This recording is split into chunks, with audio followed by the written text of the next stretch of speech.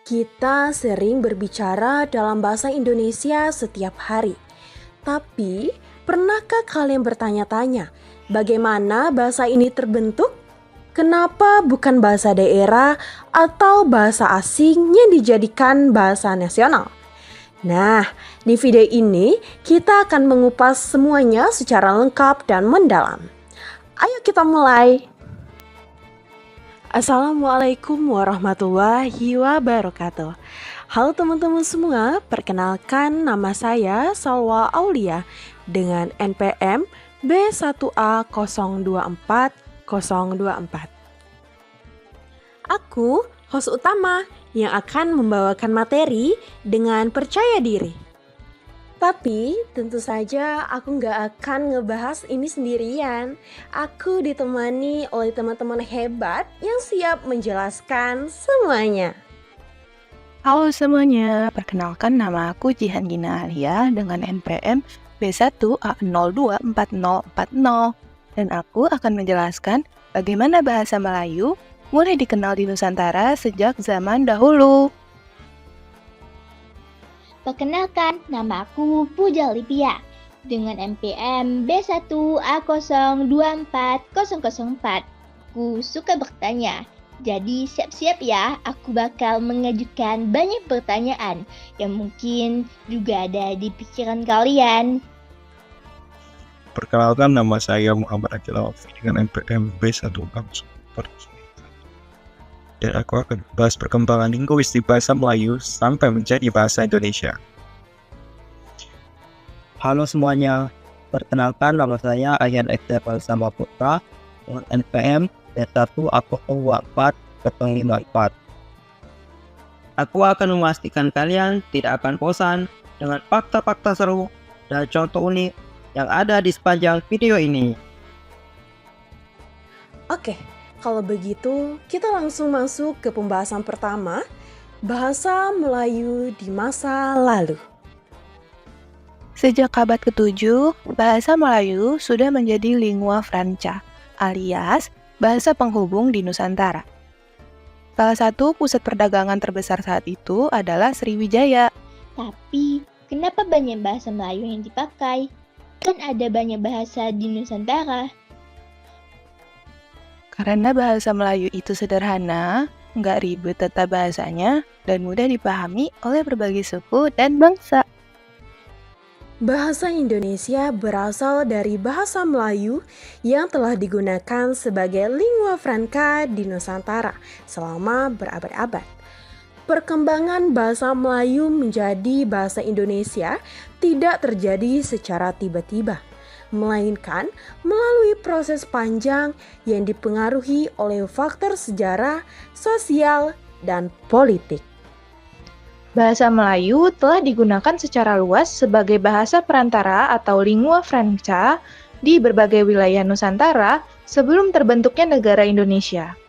Ada beberapa faktor yang menyebabkan bahasa Melayu berkembang pesat. Yang pertama, sifatnya yang fleksibel. Bahasa Melayu memiliki struktur yang sederhana, tidak mengenal tingkatan bahasa seperti di dalam bahasa Jawa, mudah dipelajari oleh berbagai suku di Nusantara. Kedua, pengaruh perdagangan. Sejak abad ke-7, bahasa Melayu digunakan oleh para pedagang di pelabuhan-pelabuhan besar seperti Sriwijaya. Juga digunakan dalam komunikasi antara pedagang lokal dan asing, termasuk Arab, Tiongkok, dan India. Yang ketiga, penggunaan dalam kerajaan-kerajaan besar.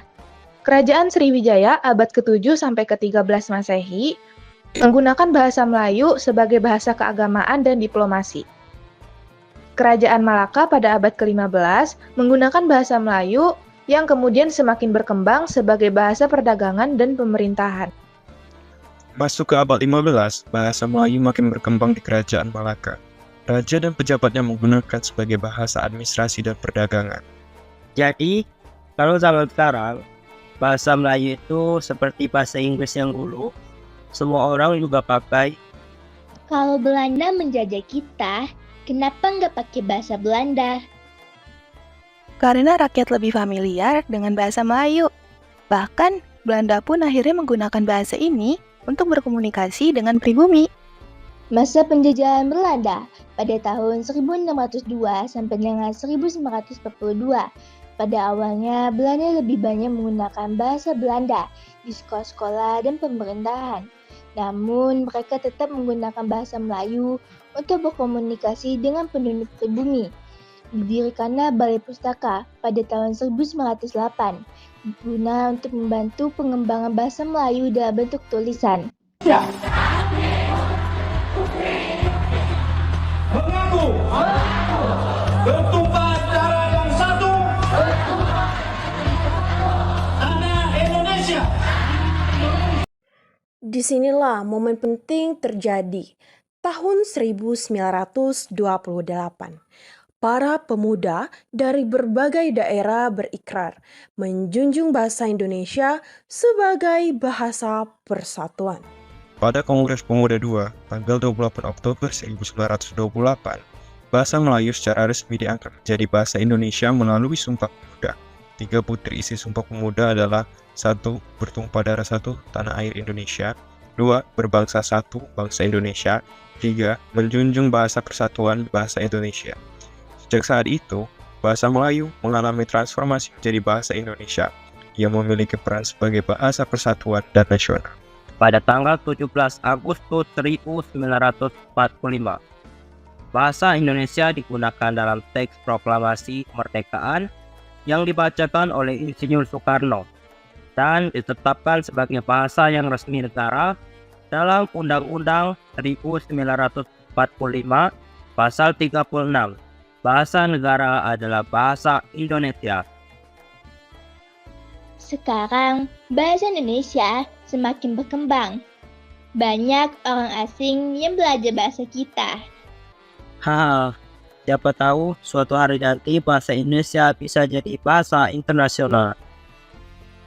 Bahasa Indonesia adalah hasil evaluasi dari bahasa Melayu yang berkembang selama berabad-abad.